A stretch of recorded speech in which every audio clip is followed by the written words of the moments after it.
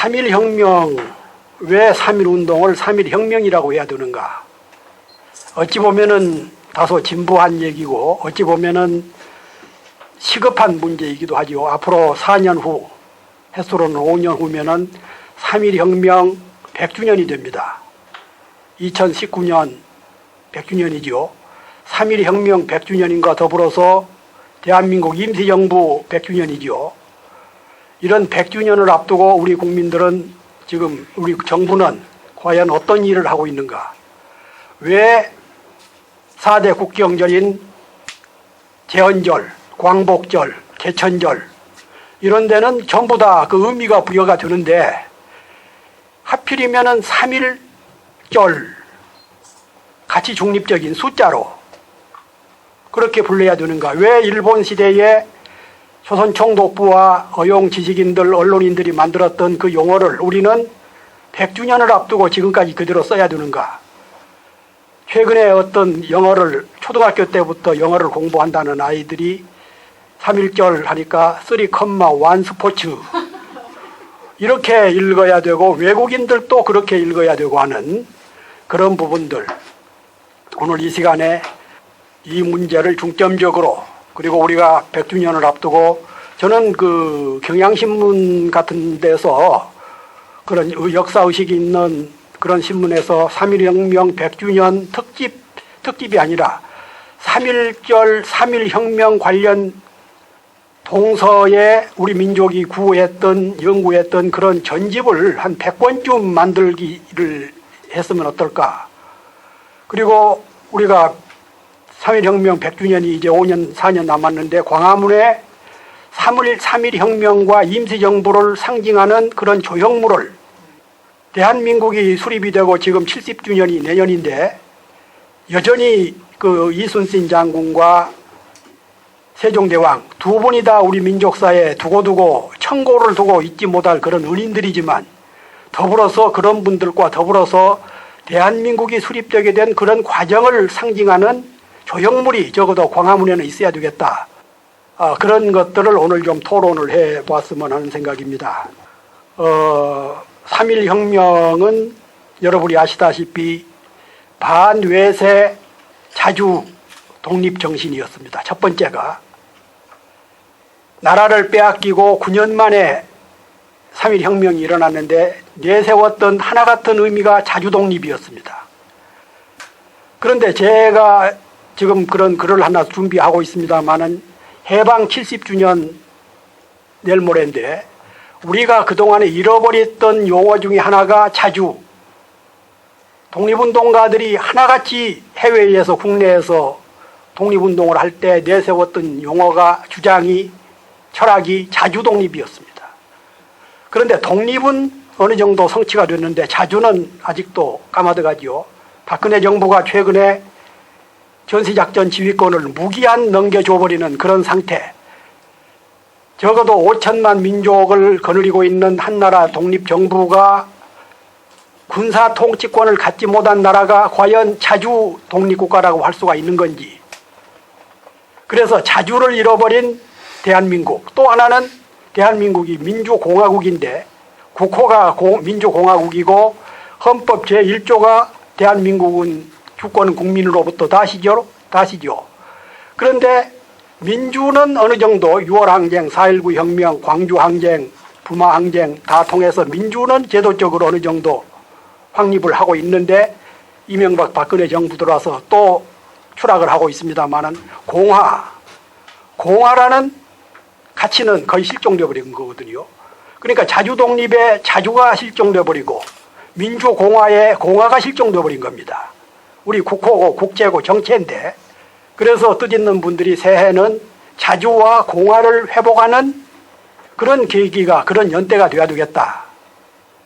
박근혜 정부 퇴진, 민주당 형편없는 그런 그 야당의 무능 이런 것도 우리가 문제를 삼아야 되지만 그런 것을 떠나서 민족사적으로 우리 전통적인 역사관으로 봤을 때 자주와 공화주의를 회복하지 않고서는 어떤 사람들이 정권을 잡더라도 우리 서민들, 국민들 99%의 백성들은 항상 수탈당하고 짓밟히고 하는 그런 시대를 견디기 어려웠을 거다. 그래서 대외적으로는 자주 특히 그 미국으로부터의 그런 군사 주권을 회복할 수 있는 자주 선언, 그리고 국민들 1%와 99% 비율에 비해서 많은 절대 다수가 핍박받고 있는 그런 그 공화주의, 이런 것을 우리가 찾아야 되겠다. 이것이 바로 3.1 혁명의 기본 정신이었습니다. 자주와 공화주의. 그리고 두 번째가 근대적인 시민의 탄생. 3.1 혁명이 있기 전에는 우리 국민은 신민이었지요. 절대왕 밑에서 백성들은 그저 종노릇이나 하고 신민들이었는데 3.1 혁명을 계기로 해서 새로운 국민이 된 겁니다. 1789년에 프랑스 대혁명이 평등을 유지할 수 있었던 계기가 됐듯이 우리 3.1 혁명으로 인해서 전통적인 신하의 백성에서 이제는 새로운 백성이 전환된 것이죠. 우리가 그 현대사를 제대로들 안 가르치고 해서 잘 모릅니다만은 우리 근대적인 시민혁명이 시작된 게 1904년에 안창호 선생, 이갑 선생, 신채호 선생, 김구 선생 이런 분들이 만들었던 신민회 이런 분들이 만들었던 신민회에서 처음으로 이 신자를 쓰기 시작한 그런 신하에서 신민이 된 것이죠. 그렇게 해서 신민회가 발족이 되고 신민회에서 한 몇 가지 제안을 했었죠. 그 신문을 만들어서 대한매일신보, 신채호 선생 이런 분들이 만들었던 대한매일신보, 그리고 나라가 그때 그 을사늑약 1년 전이지요. 나라가 국권이 빼앗기면은 만주에다가 무관학교를 만들자. 그래서 신흥무관학교, 그리고 오산 같은 데다가 오산 그 오산 고보, 함석헌 선생 이런 분들이 다녔던 오산 고보, 이런 것들을 만든 게 신민회였습니다. 가장 정치 이데올로기적으로는 다주독립을 말하는 거고, 그리고 새로운 신민, 새로운 백성, 이런 것들을 우리가 제대로 공부를 못하다 보니까 마치 얼마 전에 그 정부의 요직을 차지하는 분, 국사편찬위원장인가 이런 분이 일본이 대한제국을 타도해서 우리가 민주공화제를 얻게 됐다, 그런 용어를 썼더라고요. 일본이 우리 조선 왕조를 타도해서. 그래서 제가 그때 어느 신문에다가 기고를 했습니다. 대단히 참 무식한 국사편찬위원장이다.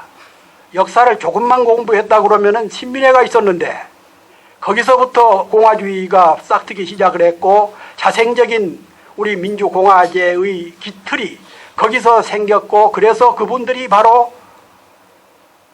1919년 4월 달에 상하이 임시정부를 만들 때 국호와 정체를 대한민주공화국으로 만들었는데, 어떻게 해서 역사학을 공부했다는 분이 저런 기초상식도 모르고 그것도 용어를 일본이 조선 왕조를 타도해가지고 그랬다는 얘기를 듣고 제가 참 한심하다 느꼈습니다만은, 그래서 다시 그 3.1 혁명 정신이 왜 우리가 3.1 혁명이라고 써야 되는지,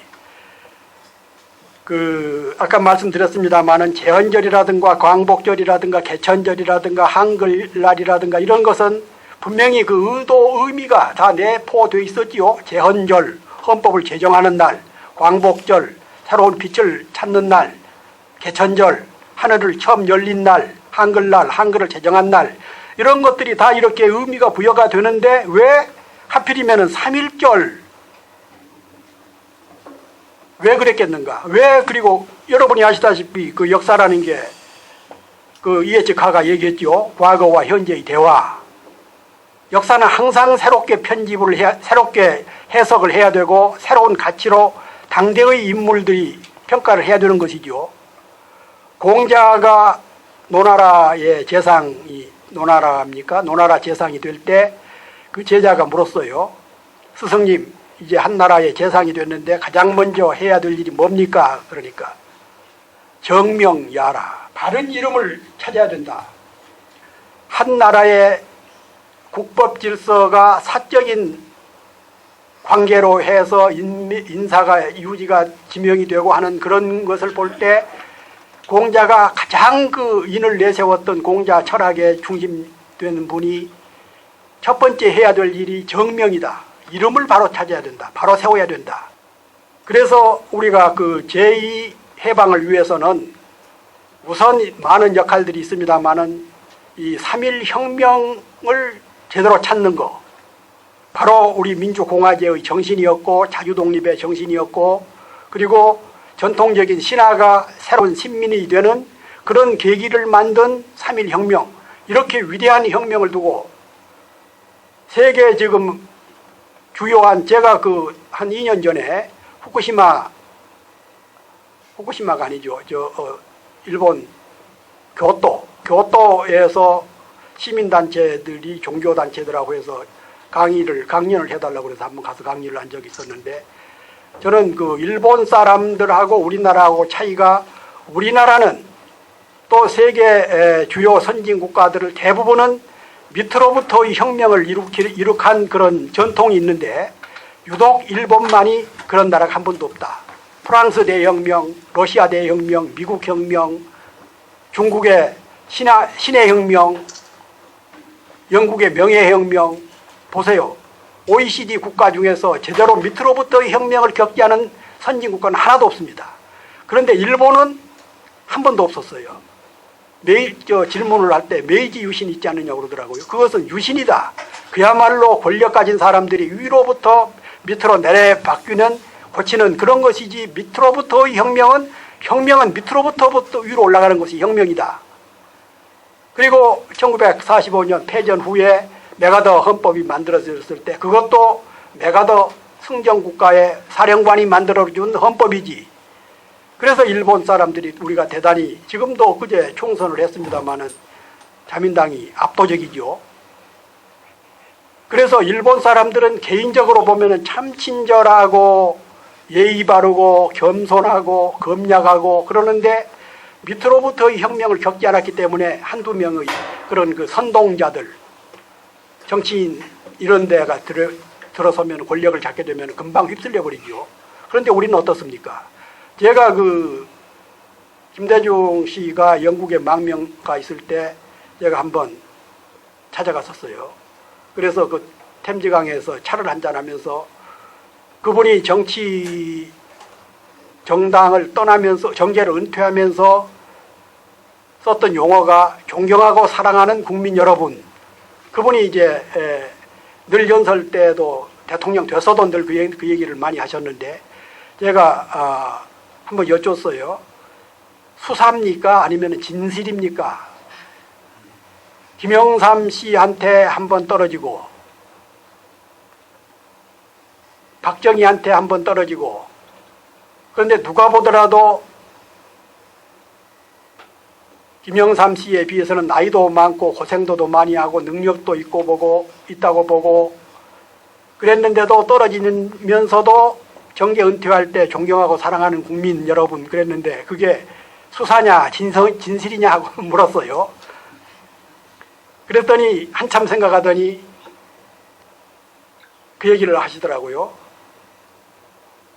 동양 삼국에서 우리나라처럼 근대적인 시민혁명이 일어난 나라가 어디가 있어?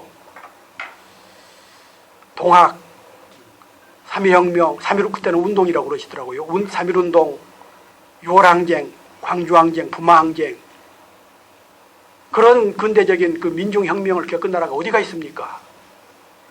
그런 훌륭한 백성들이 유신헌법 지지하라고 그러면은 95%가 지지를 하고, 일본이 창씨 개명하라고 그러면은 90몇 프로가 창씨 개명하고, 그렇습니까? 하고 나는 좀 오기가 있어서 그랬습니까? 하고 물었더니, 그래도 동양 삼국에서는 우리 백성들처럼 훌륭한 백성이 없다고 그러더라고요. 그래서 이제 결국은 한 몇 년 후에 다시 대통령이 되기는 됐습니다만은, 그러나 그 일본 사람들한테 제가 분명히 그런 얘기를 했습니다. 일본 사람들이 경제대국은 될지 몰라도 근대적인 민중혁명을 한 번도 겪지 못한 일본 사람들은 아직도 자유민주주의 체제를 지킬 수 있는 그런 그 교육이 안 돼 있다. 그랬더니 나중에는 과연 자기네들이 겸손한 마음으로 그런 준비를 해야 되겠다고 그러더라고요. 그런데 벌써 한 2년이 지났는데 또 이번 선거를 보니까 역시 잘 멀었다고 생각이 됩니다. 그런데 이 1904년의 신민회라든가 1919년의 3.1혁명이라든가 이런 데의 그 물줄기는 그 원료는 또 1894년 동학혁명이죠. 그 시골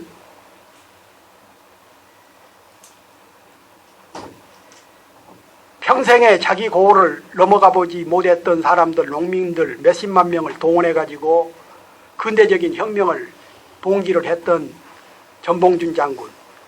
그때 내세웠던 게 뭡니까? 척양, 척외. 그런데 우리 후손들이 얼마나 부끄럽고 못났으면은 동학혁명이 일어나고 이주갑, 120년이죠. 이주갑이 되는 하필이면은 동학회에 우리 군사주권을 또 무기한 넘겨줘야 되는 그런 아픔. 그러는데도 우리나라 지식인 사회, 언론 이런 부분이 며칠간은 좀 비판을 하다가 또 지나가 버리니까 제가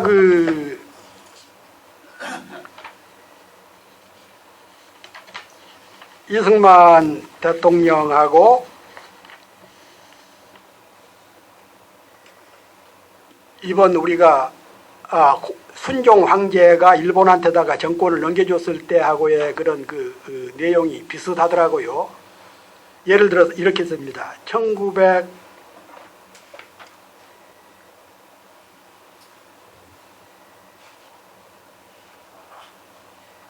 그 얘기 하기 전에요. 최근에 혹시 보셨는 분 있을지 모르겠습니다만 중국의 그 근대적인 혁명가 사상가인 양계초 씨가 책을 한 권을 썼는데 한국 망국의 그런 뒷얘기 이런 것들입니다. 그런데 원래 1910년 8월 22일 날 병탄 조약을 맺었지요. 그랬는데 일주일 후에 8월 29일 날 반포를 했잖아요. 그래서 저는 혹시 그동안에 우리 조선 백성들이 봉기할까 두려워서 민심을 엿보느라고 그런가 하고 그렇게 생각했고 또 다른 역사학자들이 쓴 책들도 그렇는데 이 양계초가 쓴 책을 보니까 한국 황제가 그러니까 순종 황제가 5일 후면은 취임 4주년인가 5주년이가 되는데 그 기념식을 한 후에 발효를 하도록 해달라. 이해가 되시죠?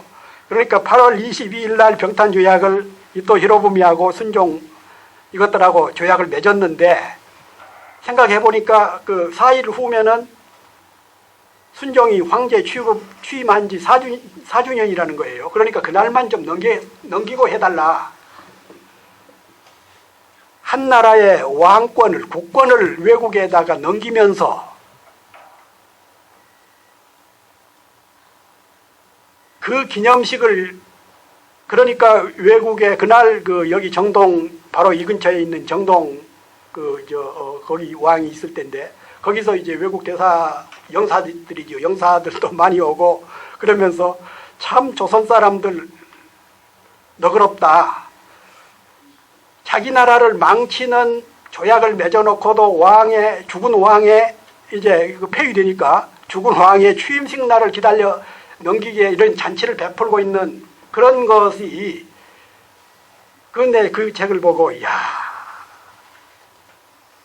이런 지도자들 밑에서 나라가 그래도 500년을 버텼다는 게 기적이다. 그런데 이렇습니다. 그 병탄조약 제1조가 한국 황제 폐하는 한국 전부에 관한 모든 통치권을 완전 또는 영구히 일본 황제 폐하에게 양려한다. 멋있죠? 통치권을 완전 또는 영구히 이게 순종이 일본 황제에게 바친 병탄조약입니다. 1조, 2조는 더 가관입니다. 일본국 황제 폐하는 전조에 기저한 양녀를 수락하고, 그러니까 뺏은 게 아니고 갖다 바친 것을 수락을 하고 완전히 한국을 일본 제국에 병합함을 승낙한다. 이제 공부하신 분들은 다 아신 얘기입니다만은 일반적으로는 이런 가슴 아픈 뼈 아픈 얘기들을 왜 안 가르치는지, 왜 교과서에 이런 얘기들을 안 쓰는지. 그런데 1950년 7월 15일 6.25 전쟁이 일어나고 석 달 후지요. 두 달. 6월 25일 날이니까 6월 25일 전쟁이고 7월 15일이니까 한 40일, 50일인가요? 이승만 대통령이 유엔 사령관 메가더 장군에게 대한민국 육해 공군 지휘권 이양에 관한 공안, 이것을 만나서 준 것도 아니고 편지로 본인은 현 작전 상태가 계속되는 동안 일체의 지휘권을 이양하게 된 것을 기쁘게 여기는 바이오며, 그리고 이제 좀 내용이 있습니다만은 한국군은 귀하에서 복무하는 것을 영광으로 생각합니다. 언제까지라는 말, 100번을 양보해서 100보를 양보해서 전쟁통이니까 지휘권을 또 분리하니까 양보할 위임할 수 있다고 칩시다. 그런 경우는 더러 있죠. 그렇다 그러면은 제대로 된 정신을 박힌 지도자라 그러면은 이 전쟁이 끝난 후에는, 우리가 승전한 후에는 지체 없이 회수할 것을 요망함, 단서 같은 데다가 달아서. 그런데 그로부터 지금 얼마의 세월이 흘렀습니까? 전시 작전 지휘권을 외국군에게 넘겨주고 64년이 지났습니다. 우리가 언필칭 OECD 국가, 그리고 경제 GDP가 12위에서 13위, 4위 왔다 갔다 하지요. 그런 나라에서 더욱이 유엔에 가입된 197개인가 8개 국가 중에서 전시작전 지휘권을 갖지 못한 나라는 우리나라밖에 없습니다. 얼마 전에 미국의 어느 언론에서 전시작전 지휘권을 무기한 또 연기한다고 한 그 무렵에 제가 그분 이름은 잊어버렸습니다만은 다 큰 청년이 유모의 치맛자락을 붙잡고 있는 격이다. 얼마나 창피한 일입니다.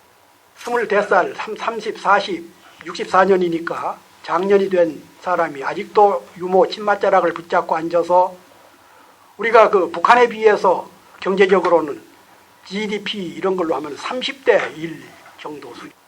저도 북한을 한두 차례 가봤습니다만은 근데 현대 국가로서는 기본적인 국가 체제도 갖추지 못한 나라, 제 나라 백성도 제대로 못 먹이고 3대 세습을 하는 그런 나라인데, 그런 반쪽에 비해서 그래도 우리는 제도적인 민주화를 이루고 경제적인 성취를 어느 정도 이루었다고 생각을 하는 나라에서 아직도 군사주권을 바로 순종이 통치권을 완전 또는 영구히 일본 천황에게 바친다 하는, 양려한다 하고 내용하고 거의 비슷한 상태입니다. 그래도 다행히 우리는 독립운동가, 애국선열, 지사, 열사 이런 분의 투쟁도 있었고 유엔의 연합국의 승리에 의해서 독립을 쟁취를 했는데, 앞서 말씀드린 대로 이 자주권은 아직도 요원하고 그렇습니다. 3.1혁명이 우리 내부적으로는 이런 자주독립, 민주공화 이런 기능을 했지만 외부적으로도 중국 학생들이, 중국 베이징 대학 학생들이 시작했죠. 오사운동. 이건 운동입니다. 그리고 에집트라든가 인도 반영 자주 독립운동, 범세계적인 영향을 미친 이런 엄청난 혁명을 우리 스스로가 운동이라고 언제까지 불러야 되는 것인지. 프랑스 대혁명 때 1789년 7월 14일 날 프랑스 시민들이 바스티유 감옥으로 밀려갔을 때 인구가 혁명군이 10,000명 정도밖에 안 됐습니다. 그런데 3.1혁명 때는 어땠습니까? 당시 조선 백성이 2천만이 좀 못 됐는데 2천만 중에 10분의 1, 성인의 10분의 1, 인구의 10분의 1이니까 성인들의 한 4분의 1, 3분의 1이 202만 명이 동원되었습니다. 참여했어요. 3.1혁명, 그러니까 1919년 3월과 4월 2달 사이에 202만 명이 참가를 했고 50명 이상의 집회가 전국에서 1542회 제2대 대통령을 지낸 그 박은식 선생의 조선지 혈사, 독립운동 지 혈사에 나온 통계입니다. 그때 그 시골 낙도 이런 데서 50명 이하의 소규모는 빼고 50명 이상의 집회 횟수가 1542회, 사망자가 7,500명, 일본 군경의 학살에 7,500명이 죽었어요. 그리고 부상자가 16,000명, 그리고 피검자가 53,000명. 이런 정도의 압제와 저항 과정에서 희생된 사례는 최근에는 이제 화학무기라든가 이런 것 때문에 많이 있습니다만 그때까지만 해도 이럴 정도의 피압박 민족 해방운동의 그런 그 희생이 우리밖에 없었습니다.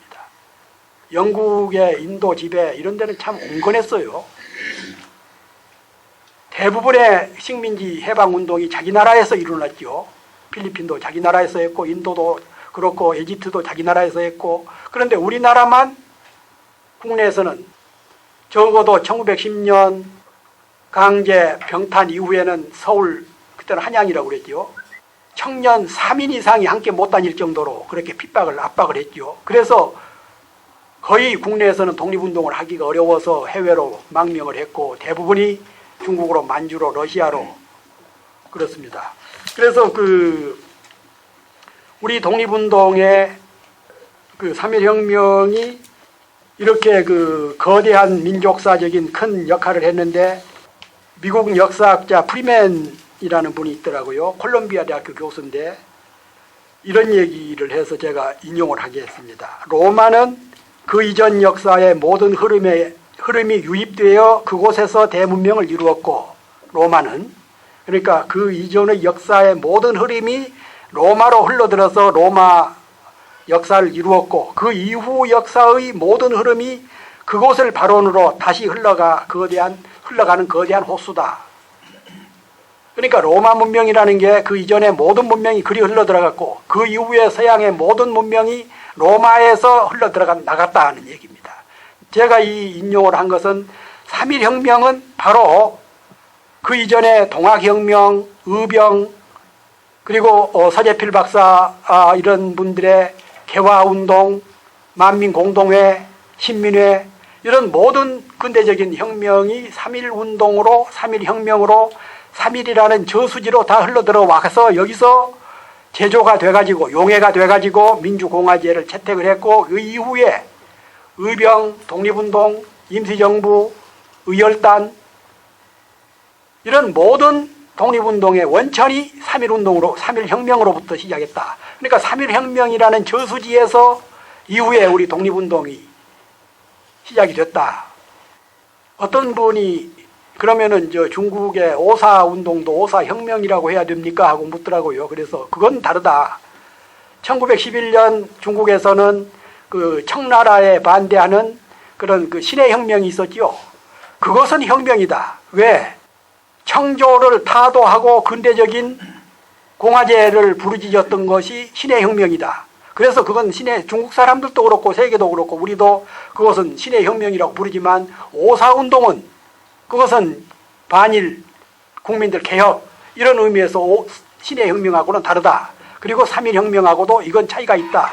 그러면서 제가 3.1혁명의 이런 여러 가지 역할들 그리고 3.1혁명을 중심으로 해서 바로 7개 내지 8개의 임시정부가 수립이 되지요.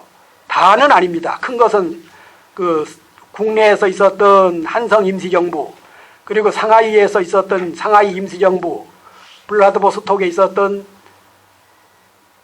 또 임시정부가 하나 있었죠. 제가 이름을 잊었습니다만 거기가 제일 먼저 생겼습니다. 그래서 그리고 나머지 한 5개, 4개 정도는 이제 신문이나 언론 보도용으로만 임시정부를 우리가 수립했다. 그리고 실체는 없는 것들도 들어있었지요.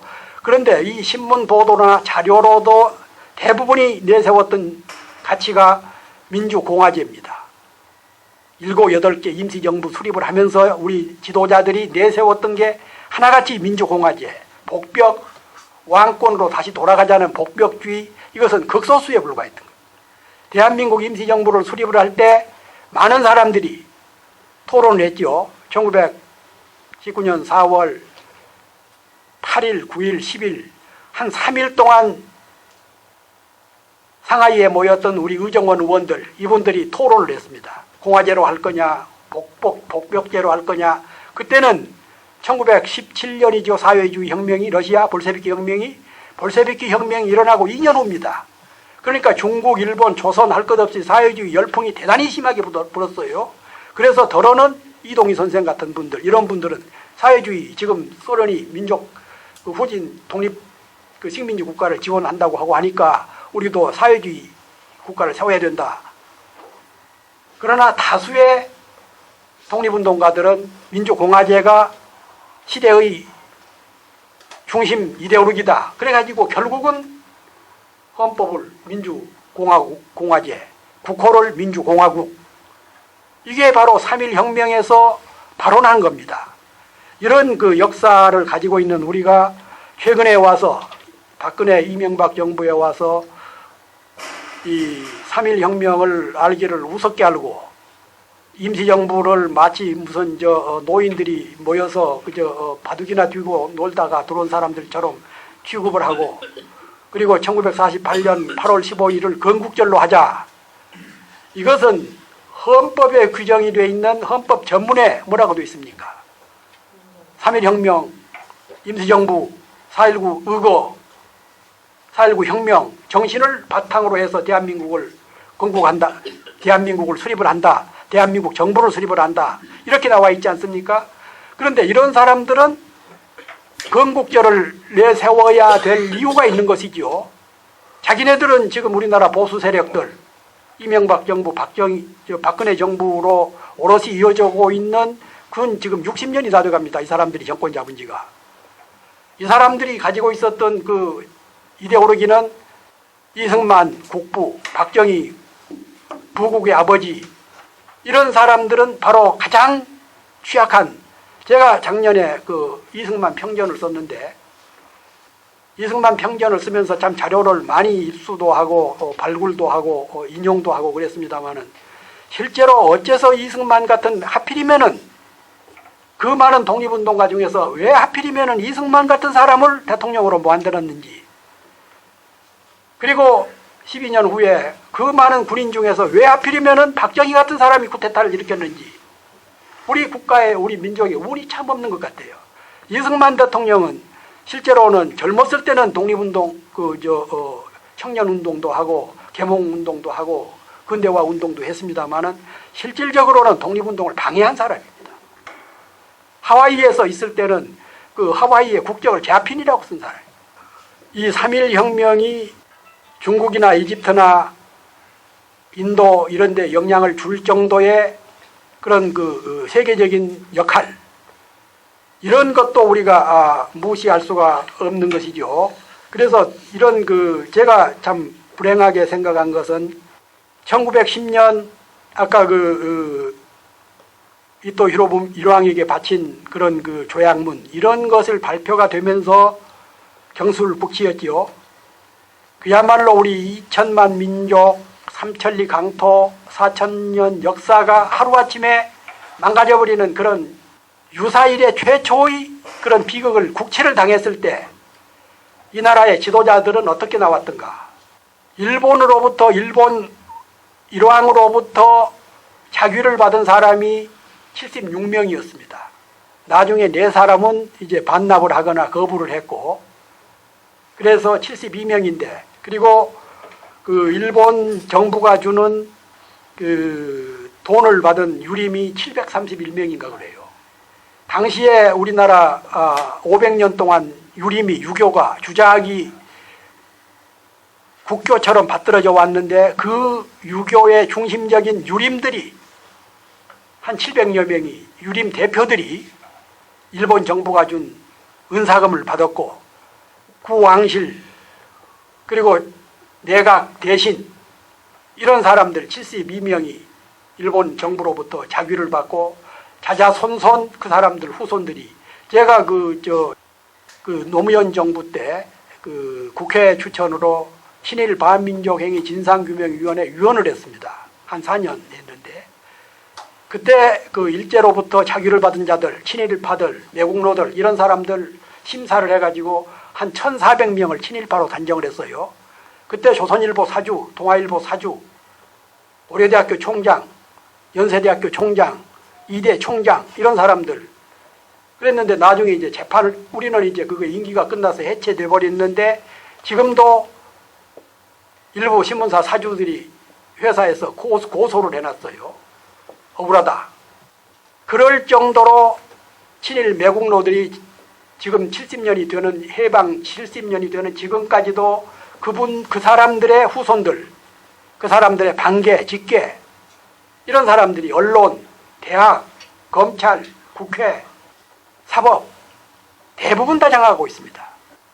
그런데 같은 왕조인데 고려 왕조 때는 한 470년이죠. 조선 왕조는 500년인가 좀 지났고 두문동 72현 들어보셨죠. 고려가 망할 때는 그래도 72현이 있어서 내가 살아온 은혜로운 나라에 은혜를 받고 살아왔는데 새로운 그때는 외적에게 빼앗긴 것도 아닙니다. 같은 나라에서 역성혁명이죠. 조선 고려 왕조가 왕씨죠. 왕씨에서 이씨로 역성혁명인데도 지금 우리가 일제한테 나라를 뺏긴 것하고는 전혀 다르죠. 그런데도 72현 고려의 학자, 충신 이런 사람들이 두문동에 응거하면서 그렇게 지조를 지켰는데 황차 의리와 유교의 기본 가치가 충효, 의리와 충성과 효도를 중심으로 하는 주자하게 조선 왕조가 망하면서 그렇게 대신들 왕족들이 하나같이 나라를 배반할 수가 있는가? 그런데 다 그런 건 아니죠. 그 조선 후기에 조선 말기에 의병대장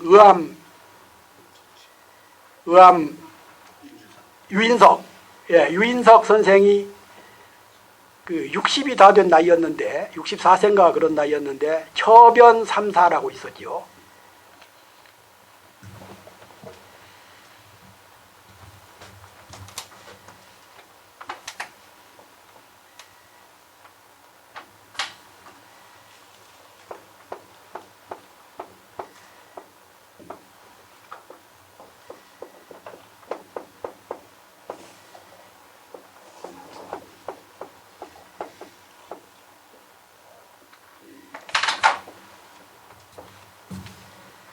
유인석 선생은 그야말로 조선 왕조의 전통적인 유학자였습니다. 그런데도 나라가 어려워지니까 나라가 어려웠을 때는 어떻게 해야 되는가? 글 아는 선비들은 어떻게 해야 되는가? 제가 멘트가 정확한 것 같지는 않습니다만은 대강은 이렇습니다. 망명을 해서 독립운동을 해라. 의병을 일으켜서 두 번째는 의병을 일으켜서 국권을 회복해라. 세 번째는 그럴 처지가 못 되면은 응거를 해서 후학을 가르쳐라. 그리고 60이 넘은 노인이 직접 의병 대장이 돼가지고 만주로 러시아로 그리고 국내 진공을 거듭했고 그랬죠. 그런 사람이 있었는가 더불어서 친일 매국노들 하는 짓들을 봤으면 우리가 얼마만큼 조선의 전통적인 유학이 그리고 3.1 기미 독립선언서 33인 서명을 할 때도 유림 대표는 한 사람도 없었습니다. 천도교가 15, 기독교가 16, 불교가 2, 33인이었지요. 유일하게 심산 김창숙 선생이 그 소식을 듣고 그때 일본 치아에 있어서 몸이 불편해서 이제 손자 등에 업혀서 올라왔는데 임시 3.1 독립기념선언서 인쇄를 들어간 후에 도착했어요.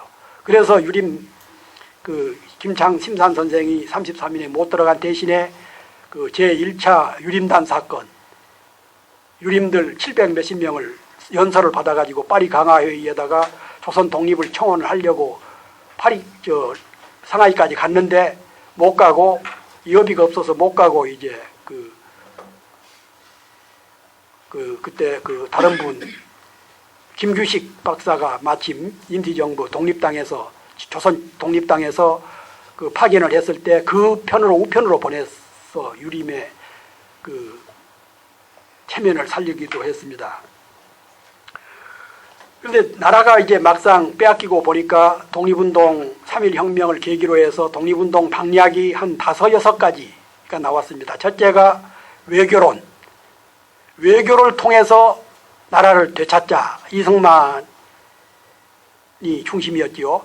그런데 실제로 말은 그럴듯한데 공부를 해보니까 당시 1919년 이전에 1914년입니까? 1차 세계대전이 끝나고 일본은 연합국의 일원이었어요. 미국하고 영국하고 다 같은 패거리들이었습니다. 그리고 이 국제 정세는 바로 그 사람들이 장악하고 있었고, 그래서 파리 강화회의 같은데 신청을 했지만 그 김규식 박사가 들어가지도 못했지요. 들여보내주지를 않습니다. 미국이나 영국이 일본 작용 때문에. 그런 나라들을 상대로 해서 외교론을 편다는 것은 이것은 명분론 이상의 아무것도 아니었죠. 국제정세를 제대로 한다 그러면. 두 번째가 실력 양성론. 안창호 선생 같은 분들이 이제 주로 중심을 실력 양성을 했는데 우리가 실력이 없어서 외놈들한테 나라를 뺏겼으니까 학교도 세우고 교회도 세우고 공장도 세우고 그러자.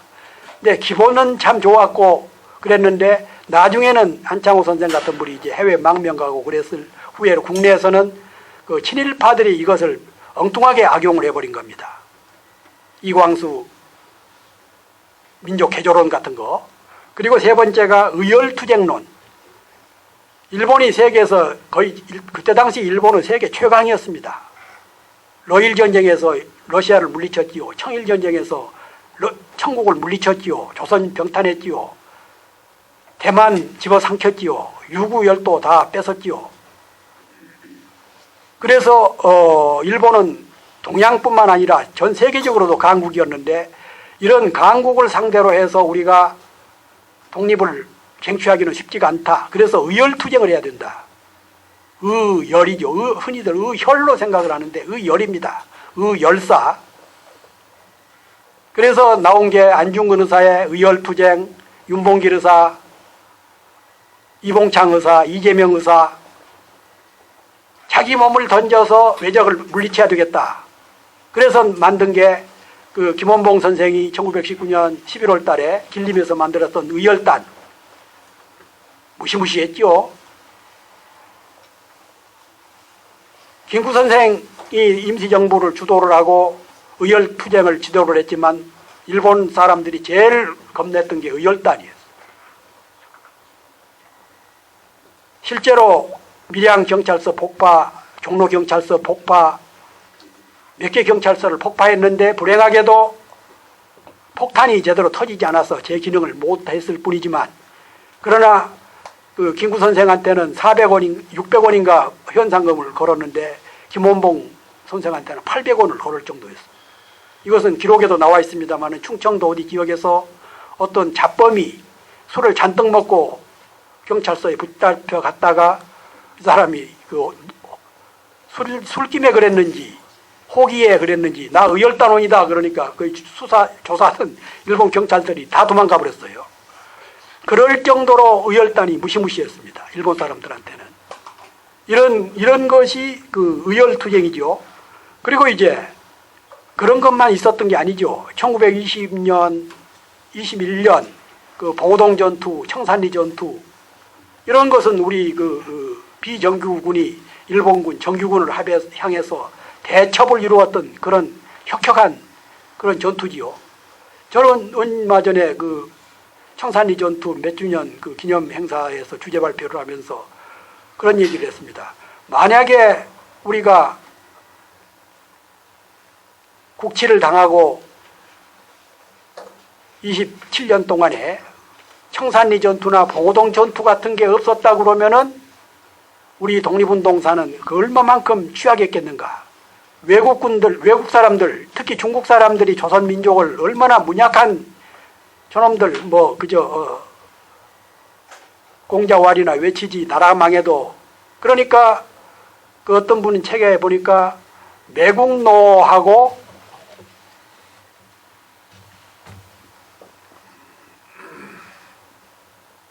이 맞습니까? 노자가? 제가 네. 맞죠? 네. 매국노 할 때도 매국노.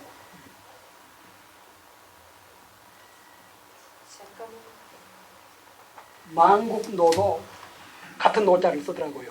네. 그러니까 나라를 잃은 것은 옛날 말에도 필부유책이다. 망국지추의 필부유책. 나라를 망친 것은 왕이나 대신들뿐만 아니라 필부한테도 책임이 있다라는 얘기죠. 그러나 이것은 좀 억지입니다.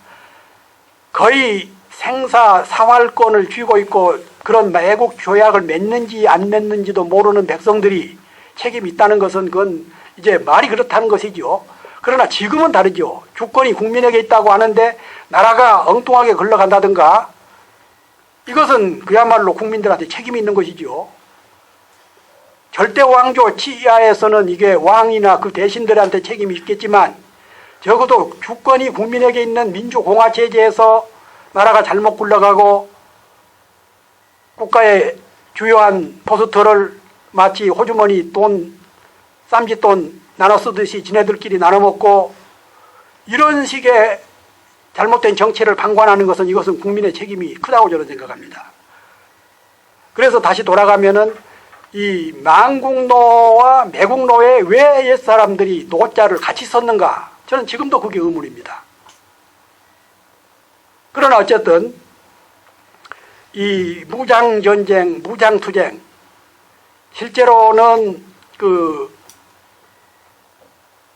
지금 시간이 11시 반입니까? 저게 아닙니다. 그게 안 맞습니다. 지금 8시 40분입니다. 40분 정도. 그러면은 대충 1시간 됐습니다. 아니요. 아니들 9시까지는. 9시까지만 하겠습니다. 예. 그리고 이제 그 무장전쟁 우리가 청산리 전투, 봉오동 전투, 그리고 광복군 또 그리고 조선 독립동맹이 만들었던 무슨 부대죠? 태양산에서 전사했던 분들, 조선의용대, 그리고 연안파, 연안, 이렇게 그리고 광복군이 미국의 OSS하고 장준하 선생 이런 분들, OSS하고 훈련을 해서 이제 국내 진공을 하려고 하다가 일본이 항복을 해서 못 들어왔을 정도로, 그래서 이런 무장전쟁론은 우리 임시정부가 처음부터 끝까지 주장했던 그런 독립운동 방략이었습니다. 그리고 아까 잠깐 설명했습니다만 5번째가 계급투쟁론, 볼셰비키 혁명 이후에 사회주의 혁명이 대두되면서 그런 식민지 국가를 지원해 준다고 했던 레닌에 의존해 하려고 했던 그런 계급투쟁론, 그리고 이제 큰 힘은 발휘를 못했지만 아나키스트들, 박열 선생이라든가 이회영 선생, 신채호 선생 이런 분들의 아나키스트들이 그런 독립운동, 그리고 국내에서는 자치론이라는 게 있었죠. 그러나 이것은 독립운동 방략이라고 할 수는 없는 것이죠. 일본 정부의 국권을 넘기되 자치만 우리가 하겠다. 프랑스나 카나다처럼 자치를 하겠다는 건데 이것은 독립운동 방략이라 할 수가 없는 걸로 인정이 됩니다. 그리고 이제 독립운동의 우리가 3.1혁명을 계기로 해서 저수지로 해서 독립혁명을 이루게 되는 그런 특징, 우리나라 대한민국 독립운동의 특징이라고 그러면 한 5, 6가지가 있는데, 첫째가 동학부터 해방까지 지구성, 그러니까 동학혁명에서 3.1혁명까지가 한 25년이 걸렸습니다. 그리고 3.1혁명에서 해방까지가 한 또 20몇 년이 걸렸고, 이렇게 그 지구적으로 단발적으로 시작했다 끊어졌다가 하기도 했지만, 적어도 민족 해방을 위해서는 이렇게 지구적으로 독립운동을 했다. 그리고 그 세계성, 단순히 대한민국 국토 영내에서만 한 게 아니라, 할 수도 없었지만 만주, 중국 관내, 러시아, 해삼위, 몽골, 캐나다, 하와이, 우리 조선민족이 사는 데서는 어디서든지 독립운동을 했어요. 세계 지금 그런 나라들이 덜어 있기는 합니다만, 지금은 1920년, 30년 대에 전 지구적으로 독립운동을 한 민족은 우리나라밖에는 거의 없었습니다. 그리고 세 번째가 이념의 다원성. 대단히 이념이 참 많았어요. 어찌 보면은 부정적으로 보면은 파벌 싸움, 이념 싸움, 종파 싸움, 계파 싸움으로 몰아갔을 수도 있었지만, 긍정적으로 보면은 자본주의, 사회주의, 공산주의, 아나키즘,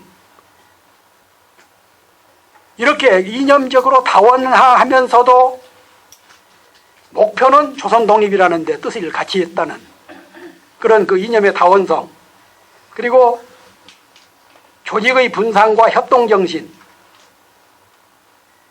이것도 역시 일본 사람들이 말할 때는 조선 사람들은 셋만 모이면 당을 2개 만든다는 식으로 비아냥되고 그랬지만, 또 임시정부라든가 독립운동 단체가 수십 개였지요. 어떤 때 보면은 저도 힘을 합쳐서 싸워도 될까 말까 하는데, 저렇게 그 당을 만들고 조직을 만들고 해서 어떻게 언제 저런 힘이 분산, 지금 우리 또 민주화 운동도 마찬가지입니다. 얼마나 많은 세력들, 얼마나 많은 사람들이 갈기갈기 모래알처럼 분산돼 가지고 힘을 그 독재 세력들은 엄청나게 권력을 가지고 있지요. 공권력 있지요. 자금 있지요. 언론 있지요. 검찰권 있지요. 그러는데 민주화 운동 세력은 아무것도 없으면서도 모래알처럼 흩어져 가지고 힘을 모으지 못하고 있죠. 그래서 손문 선생이 반청조 운동을 벌이면서 그런 그 보자기론을 폈더라고요. 청조가 얼마나 강한 나라였습니까? 후기에 와서는 많이 약해졌지만, 그런 청조를 대항해서 싸우려고 그러면은 그때 그 한족들도 많이 분산돼 있었죠. 한족이 있었고, 소수민족이 있었고, 군벌이 있었고, 또 그 청조로 돌아가자는 그 왕당파도 있었고, 그랬을 때 손문 선생이 보자기론을 폈습니다. 지금은 많은 이데올로기, 많은 무장론, 많은 선비, 선각자들이 많은데, 이걸 하나로 모을 수 있는 그런 그 지도력이 필요하다. 그래가지고 삼민주의를 제시를 하면서 결국은 이제 손문 선생이 그 중화 청조를 타도하고 중화민주공화국을 만든 게 그 보자기론에서 시작됐다는 그런 설이 있습니다. 그리고 5번째가 전략의 다원성. 대단히 전략이 다양했습니다. 어떤 분들은 그 위당 정인보 선생 같은 분들은 국혼을 주장을 했고, 또 신채호 선생 같은 분은 나라를 빼앗겼어도 민족만, 역사만 있으면 된다고 하는 그런 역사 중심주의, 백은식 선생도 그런 얘기를 했죠. 그리고 제가 일일이 얼른 생각이 안 납니다만, 얼마나 많은 분들이 자기 주장들을 펴고, 또 특히 도산 안창호 선생 같은 분은 그런 그 형사단 운동을 전개를 하고, 또 어떤 분들은 몽골에다가 그 이상촌을 건설해야 해서 우리가 독립이 된 후에는 그렇게 해야 된다는 거고, 그렇게 독립운동을 다원성 있게 한 민족의 지도자들은 우리나라밖에 없습니다. 2차 대전 이전에 피압박 해방민족, 피압박 그 민족이 한 100개가 넘었는데, 우리나라처럼 이렇게 다원한 이념을 가지고 다원하게 방법을 통해서 줄기차게 항구적으로 지구성 있게 독립운동을 하는 나라는 별로 없었거든요. 근데 이렇게 그 위대한, 어찌 보면 자랑스럽기도 하고 위대하기도 하고 또 우리가 배워야 될 그런 부분들이 많은데, 최근에 와서는 독립운동 하는 사람들은 노인들 몇 사람이 앉아서 그저 한 게 뭐 있냐, 오히려 국내에 남아서 그래도 국가를 지켰지 않느냐, 그런 허튼 소리를 하는 사람들이 주류가 되고 있습니다. 그리고는 3.1혁명이라든가 임시정부 이런 것은 다 없애버리고 1948년 8월 15일 이승만이 대한민국을 정부 수립한 것을 건국절로 해야 된다. 그러면은 그래야 자기네들이 이제 건국의 아버지가 되고 그런 것이죠. 그리고 독립운동가들은 이제 설탕이 없어져 버리고 친일파는 이제 논할 필요도 없어져 버리는 겁니다. 그런 배후가 있는 건데 그래도 저는 우리 국민들이 참 어떤 때 보면은 아까 김대중 대통령 얘기도 했습니다만은 어떤 때 보면은 한심스럽기도 하지만 그래도 작년 재작년 때 교학사 교과서 채택률이 0.001%인가 그랬죠. 하나밖에는 채택을 안 하더라고요. 한 군데밖에는 안 했어요. 그리고 변호인인가 영화 1,300만 정도가 보는 거 보세요. 그리고 세월호 희생자들에 대한 추모 이런 걸 봤을 때 우리 위대한 국민들 이러한 시대를 한 울타리로 한 보자기로 싸지 못하는 민주당 야당 세력 이렇게 참 저는 개개인들은 그렇게 훌륭하던데 왜 집단은 130석 국회의원이라 그러면은 우리나라 야당 사상 처음입니다. 야당 사상 가장 많은 의석을 가지고도 저렇게 가장 무능한 야당 생활을 하고 일본 자민당이 1955년 체제, 55년 체제라는 게 있지 않습니까? 그래서 일본 민주당이 3년 3개월인가 밖에는 집권을 못했습니다. 그런 이유가 민주당이 무능했기 때문에 그런 거거든요. 우리나라하고는 달라서 일본만 해도 NHK라든가 아사히 신문, 언론이 대단히 좋은 신문 방송이 많이 있었습니다. 우리나라는 몇 개, 그저 85% 정도는 보수 수구 언론이고 15% 정도는 이제 진보 개혁 민주 언론이 차지하고 있는데 그러니까 상대가 안 된 것이죠. 언론부터가. 그런 속에서도 일본은 그런 속에서가 아니라 일본은 그런 좋은 환경을 갖고 있으면서도 1955년 자민당이 집권한 이래 거의 60년을 지금 앞으로 2017년까지 집권하게 되어 있죠. 그것 중에 이유는 일본 국민성도 있지만 제가 봤을 때는 일본 야당의 무능. 똑같이 우리나라도 그러나 우리나라는 다만 4.19 혁명으로 해서 이승만을 쫓아내고 6월 항쟁으로 전두환을 쫓아내고 그리고 민주 개혁 정권이 한 10년을 했지만 이제는 제가 봤을 때 이런 식으로 간다 그러면은 일본 자민당처럼 거의 100년 정권은 넘어갈 것 같아요. 이게 제가 불길한 얘기인지는 모르겠습니다만은 아무리 국민이 위대하다고 하더라도 보자기를 채울 수 있는 그런 지도력 이런 것을 상실해버리고 그래서 언젠가 제가 어느 신문에다가 민주당들은 귀족 고종시대 고종이 만들었던 귀족원 같은 사람들이다. 너무 세비도 많고 비서들도 7인가 8명인가 주고 그래가지고 그냥 제하에 있을 때 시민운동을 할 때 민주화운동을 할 때의 그런 초지를 잃어버리고 현실에 농락된 것 같더라고요. 오늘은 3.1혁명 얘기니까 이 역사 용어에 대해서 몇 말씀을 드리고 마치도록 할게요. 을사보호조약이라는 말은 요즘은 이제 거의 안 씁니다만은 최근까지도 그리고 저번에 총리 후보가 됐던 사람 이런 사람들도 당당하게 을사보호조약 운운하고 2조 운운하더라고요. 지금도 흔히 2조라는 표현을 씁니다만은 우리나라 역사에 2조라는 국가는 없었어요. 조선왕조인데 2조. 그러니까 일본 사람들이 폄하하기 위해서 조선은 부족국가도 못 되고 시족국가다. 시족사회다. 그래서 2조라는 표현을 쓴 거거든요. 그런데 그런 것도 모르고 우리 역사학자들 이병도를 비롯한 관학자들 이런 사람들은 2조. 최근에 낙마를 했지만 국무총리에 지명됐던 사람이 텔레비에 나와서 2조 그러더라고요. 그리고 지금도 의병토벌 며칠 전에 신문에 보도됐죠. 2016년부터 전국의 초등학교 6학년 학생들이 배울 예정인 국정초등교과서를 시범을 내놨는데 보니까 이또 을사조약을 성공했다. 이또가 을사조약을 성공했다. 그 신문에 다 보도가 됐습니다. 이또 히로부미가 을사조약을 성공했다는 겁니다. 그게 우리 초등학생들 6학년들한테 가르칠 교과서 표기입니다. 그리고 또 하나는 일본군이 의병을 소탕했다.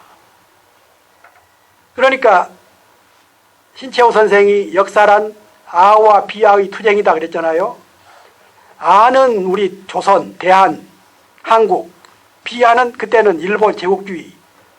그런데 비아의 입장에서 역사를 쓰기 때문에 이또가 을사조약을 성공했다는 용어를 써야 되고 쓰게 되고 의병을 토벌했다는 겁니다. 토벌이라는 것은 옛날 왕조 시대에 정통성 있는 왕조가 반란군을 진압할 때 쓰는 용어가 토벌이거든요.